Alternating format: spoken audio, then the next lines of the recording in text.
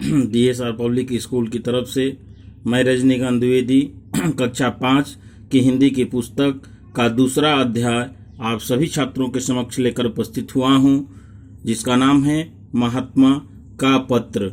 ये महात्मा का पत्र सत्य और अहिंसा के पुजारी महात्मा गांधी के द्वारा लिखा गया ये पत्र है। इस पत्र का अध्ययन हम लोग सही तरीके से करेंगे। ये पत्र महात्मा गांधी ने जीवन मूल्य को समझने की सीख प्रदान करने के लिए लिखा है कि हम अपने जीवन मूल्य को किस प्रकार से समझ सकते हैं। जैसा कि हम सभी ये जानते हैं कि महात्मा गांधी जो थे सत्य और अहिंसा के पुजारी थे।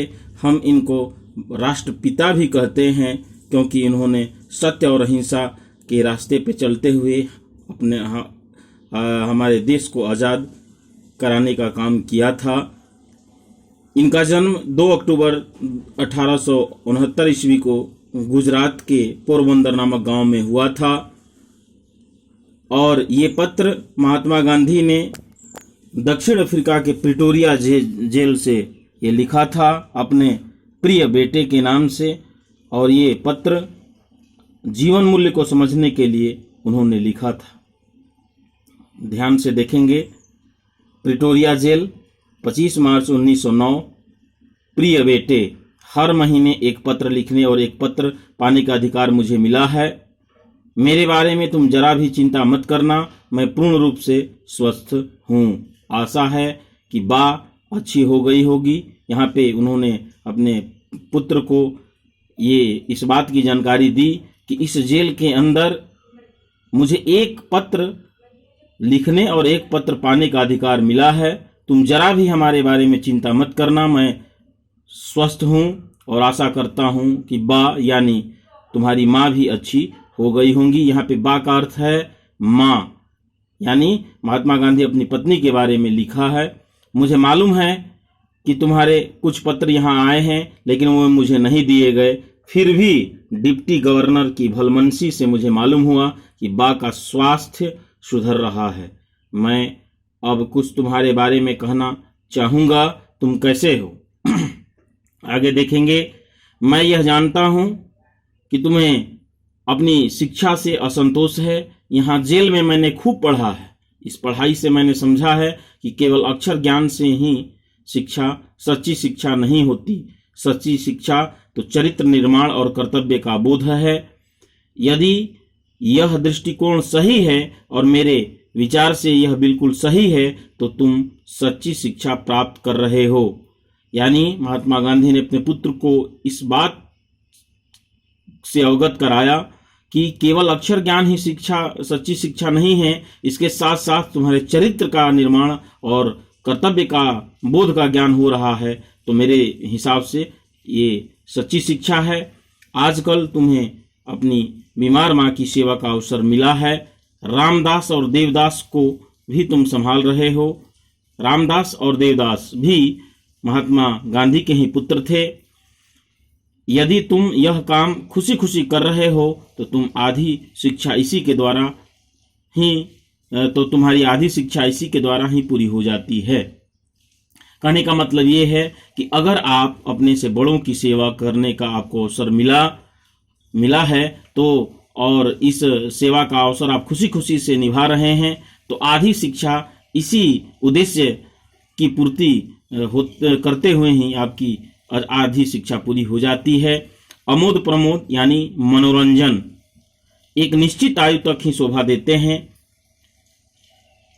12 वर्ष की उम्र के बाद बच्चों को जिम्मेदारी और कर्तव्य का ज्ञान होना चाहिए। यहाँ पे ज्ञान मिस्टेक हुआ है, भान हो गया है, लेकिन आप ज्ञान समझेंगे, कर्तव्य का ज्ञान होना चाहिए।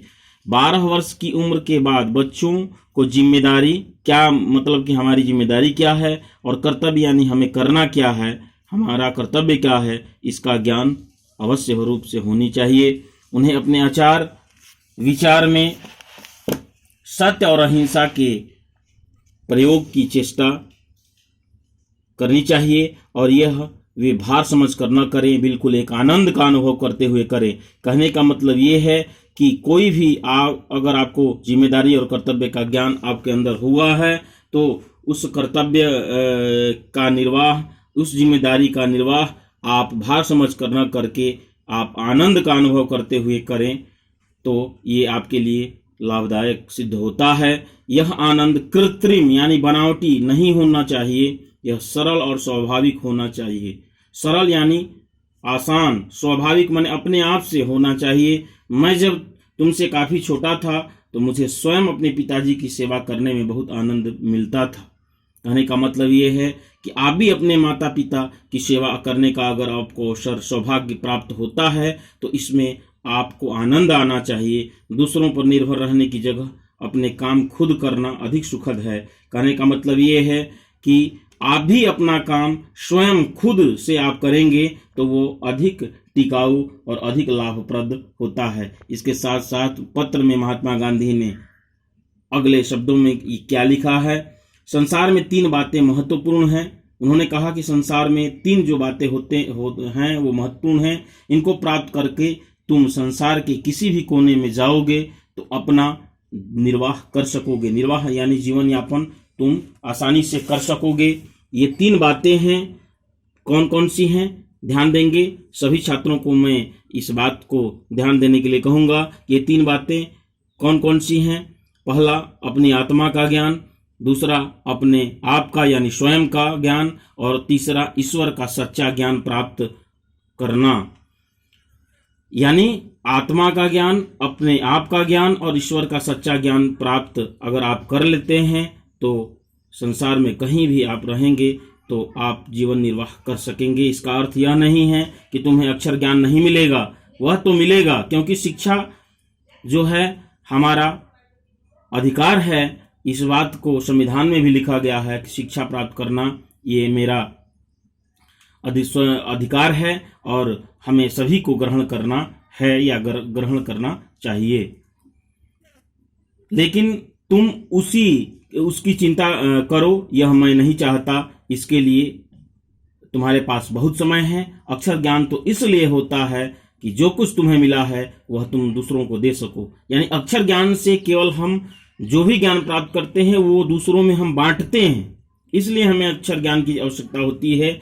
इतना याद रखना कि अब से हमें गरीबी में रहना है। जितना अधिक मैं विचार करता हूँ उतना ही मुझे लगता है कि गरीबी में ही सुख है। अमीरों की तुलना में गरीबी अधिक सुखी है। यानी गरीबी में ही अधिक तुम सुखी रह सकते हो। काम की अधिकता से मनुष्य को घबराना नहीं चाहिए। यानी आपके सामने काम की अधिकता आ जाए, इससे आपको घबराना नहीं चाहिए और नहीं यह सोचना चाहिए कि यह कैसे होगा और पहले क्या करूं। हमें न तो घबराना चाहिए और न तो ये सोचना चाहिए कि हमें अभी क्या करना है, पहले मैं क्या करूं। आप अपने दिमाग को शांत रखिए और शांत मन से विचार पूर्वक तुमने यदि सभी सद्गुणों को प्राप्त करने की चेष्टा की तो वे तुम्हारे लिए बहुत उपयोगी और मूल्यवान प्रमाणित होंगे। मुझे यह भी आशा है कि तुम रोज नियम पूर्वक प्रार्थना करते होगे। सूर्योदय से पहले उठकर प्रार्थना करना बहुत ही अच्छा है। मैं सभी छात्रों को यह बात बताना चाहता हूं कि आप भी नियम पूर्वक सूर्योदय से पहले उठकर प्रार्थना अगर करते हैं तो ये आपके लिए बहुत ही अच्छा है। हमें प्रयत्न पूर्वक एक निश्चित समय पर ही प्रार्थना करनी चाहिए। यह नियमितता तुम्हें अपने जीवन में आगे चलकर बड़ी सहायक सिद्ध होगी। यह नियमितता, प्रार्थना करने की नियमितता आपके जीवन में बहुत बड़ी सहायक सिद्ध होती है। अंत में मैं प्रेम सहित यह पत्र समाप्त करता हूँ। तुम्हारा पिता मोहनदास करमचंद गांधी। तो इस अध्याय को मैं यहीं पे समाप्त करना चाहता हूँ और अंत में मैं इस बात को दोहराना चाहता हूँ कि सभी छात्र सत्य और अहिंसा का रास्ता अपनाते हुए अपनी जिम्मेदारी, अपने कर्तव्य का निर्वाह एक स्वतंत्र मन से, भार समझकर नहीं, एक आनंद चित्त मन से आप अपने से बड़ों का सम्मान, अपने से बड़ों की इज्जत करना सीखिए। शिक्षा अक्षर ज्ञान के साथ साथ चरित्र निर्माण का ज्ञान, कर्तव्य का बोध आपके अंदर होनी चाहिए, जैसा कि महात्मा गांधी ने हमें समझने के लिए, हमारे जीवन मूल्य को समझने की सीख प्रदान करने के लिए यह पत्र लिखा है। तो मैं आशा करता हूं कि आप भी सत्य और अहिंसा के रास्ते पर चलते हुए महात्मा गांधी के उन नियमों का पालन आप अवश्य रूप से करेंगे। इसके साथ साथ मैं कक्षा 5 के सभी छात्रों को होमवर्क के रूप में ये कठिन शब्द आपको दे रहा हूं। नोटबुक में यानी कॉपी में आप लिख कर याद करेंगे। पूर्ण का अर्थ है पूरा, स्वस्थ का अर्थ होता है सेहतमंद, भलमनसी का अर्थ होता है सजनता उदारता, स्वास्थ्य का अर्थ होता है सेहत, कर्तव्य का अर्थ होता है फर्ज, दृष्टिकोण का अर्थ होता है सोचने का तरीका, अवसर का अर्थ होता है मौका, अमोद प्रमोद का अर्थ होता है मनोरंजन, कृत्रिम का अर्थ होता है बनावटी, आचार का अर्थ होता है आचरण या व्यवहार, सुखद का अर्थ होता है सुख देने वाला, सद्गुण का अर्थ होता है अच्छे गुण, मूल्यवान का अर्थ होता है कीमती, नियमितता का अर्थ होता है नियम के अनुसार चलना, और सिद्ध का अर्थ होता है साबित। इन सभी कठिन शब्दों का अर्थ आप नोटबुक में लिखेंगे और याद करेंगे। इसके साथ आप बहुत विकल्पीय प्रश्न को भी आप नोटबुक में लिखकर याद करेंगे। पहला क्वेश्चन है, यह पत्र किसने लिखा? यह पत्र महात्मा गांधी ने लिखा है। यह पत्र कहाँ से लिखा गया है? यह पत्र दक्षिण अफ्रीका के प्रिटोरिया जेल से लिखा गया है। पत्र में किसके स्वास्थ्य के बारे में बात की गई है? तो पत्र में कस्तूरबा गांधी यानी उनकी पत्नी के बारे में बात की गई है। उसके साथ साथ मौखिक प्रश्नों का भी उत्तर आप लिखकर याद करेंगे। महात्मा गांधी ने यह पत्र किसे लिखा है? महात्मा गांधी ने यह पत्र अपने प्रिय बेटे को लिखा है। महात्मा गांधी को हर महीने कितने पत्र लिखने का अधिकार प्राप्त हुआ है? महात्मा गांधी को हर महीने 1 पत्र लिखने का अधिकार प्राप्त हुआ है। अगला क्वेश्चन, गांधी जी के अनुसार अधिक सुखद क्या है?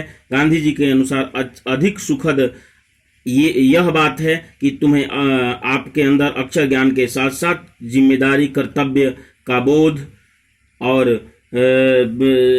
अधिक सुखद जिम्मेदारी और कर्तव्य का बोध का ज्ञान आपके लिए अधिक सुखद और लाभप्रद होगा। मनुष्य को किससे नहीं घबराना चाहिए? मनुष्य को काम की अधिकता से कभी भी घबराना नहीं चाहिए। तो आज बस इतना ही। नेक्स्ट अध्याय में आपको मैं लिखित प्रश्न का भी उत्तर गृह कार्य के रूप में दूंगा, और आज गृह कार्य के रूप में आप कठिन शब्द का अर्थ लिखकर याद करेंगे जो मैं आपको बताया। उसके बाद बहुविकल्पीय प्रश्न का उत्तर आप लिखकर याद करेंगे। इसके बाद मौखिक प्रश्न में जो 4 प्रश्न हैं इसका उत्तर मैं आपको जो जैसे बताया वैसे आप नोटबुक में लिखकर याद करेंगे।